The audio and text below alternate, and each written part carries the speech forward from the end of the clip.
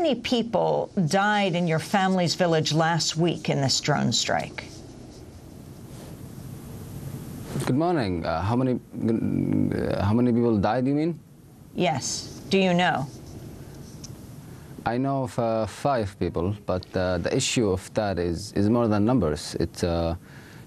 What it has brought, I think, on the long strategic term is more than just how many people died or how many people were civilians or were not civilians.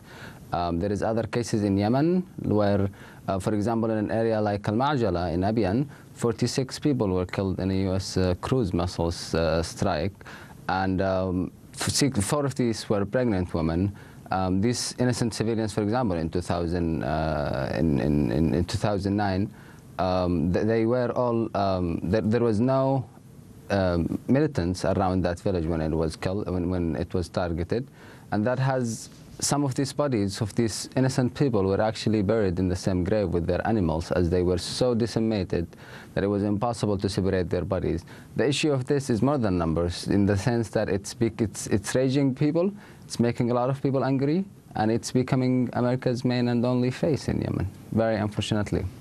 And Farea, could you tell us what you know of what the U.S. government is saying was the target of this attack? Did you know the person? And was there any other way, if the United States government wanted to apprehend the target of this attack, that they could have done it without a drone strike? I don't know exactly why was this person is a target, and what is the basis on this attack, and what was the methodology or the process, and I'm not familiar with that. All I'm familiar with is I knew who is the man. I never met him though, but I knew that it was 100%, and I can confidently say that it was easier to capture him than to capture an irregular gang member in New York City, and that would have been, even security-wise, much better and more strategic, in the sense that now we killed this man, and there was other people who didn't know he was wanted, and they were killed with him.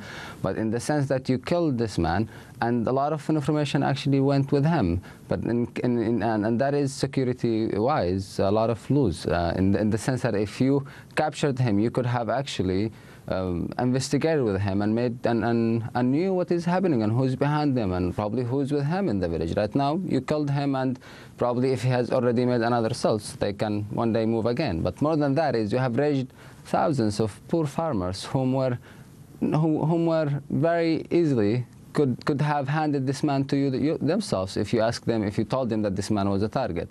But instead, a lot of people now are angry. Farea, you testified yesterday, unlike the Obama administration, who refused to send someone. And let's remember, the Senate is from the same party. The Senate committee is run by the same party. Dick Durbin, the head of this committee. The Obama administration refused to send a representative to explain the drone attacks in this first ever hearing. But you described coming to school here in the United States. Describe that experience for us now, your feelings about the United States, the family you stayed with, and when you returned, the stories you told in your family's village. I mean, I continue to think that was the epic year of my life, the very best year. I can't think of, so far at least, another year that has been more rich and more diverse and more rewarding, in the sense that I was supposed to never probably leave my village. And actually, I was awarded that scholarship, studied English, and I came to the U.S. And it was an eye-opening, I think, in every sense. And it was.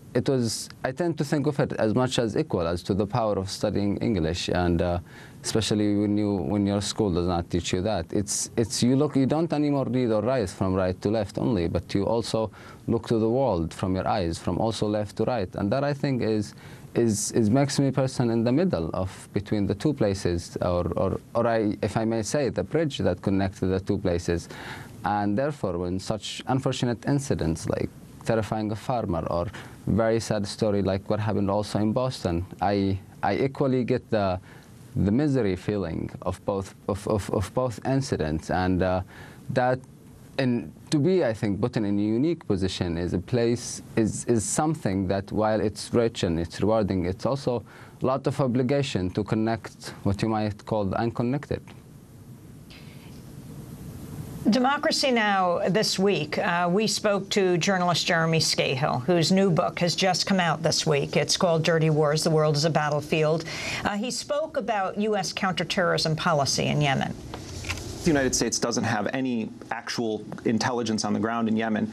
They've taken to doing these signature strikes where they develop a pattern of life, and they say if people are in a certain region of Yemen or Pakistan or Somalia, if people are in a certain region and they're of military age, they could be anywhere from 15 to 70 years old, and they fit some kind of a pattern of other people we believe to be terrorists, then they become legitimate targets. So it's the most horrific form of pre-crime. They don't know the identities of the people that they're killing. They don't know whether they've been involved with any activity. They're killed for who they might be or they might one day become. Farea alMuslimi, can you respond to Jeremy's description and the response in Yemen to these drone strikes in your family's village and other places? I mean, as always, Jeremy is an excellent, one of the very rare people. When you look to Yemen in D.C. and in the United States, it's not a place that is not understood. It's highly misunderstood. And one of the rare people who really understand Yemen, I think, is Jeremy. And what he described is absolutely true. But in the sense, if I want to push it to more than that, I would say, one, it helps actually AQAP in the sense it distracts people from being afraid of AQAP and rather than that, afraid from the air.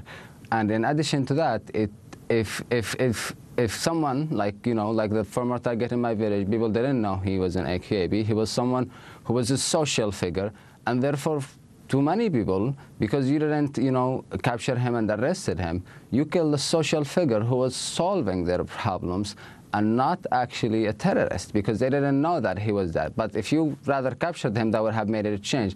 And therefore, even when you kill, probably, or even when you target and you don't leak any information of who is this, why is this, what is the methodology, why did you do that, you are actually highly counterproductive, especially in a place where, sometimes the government does not really exist in some areas of Yemen.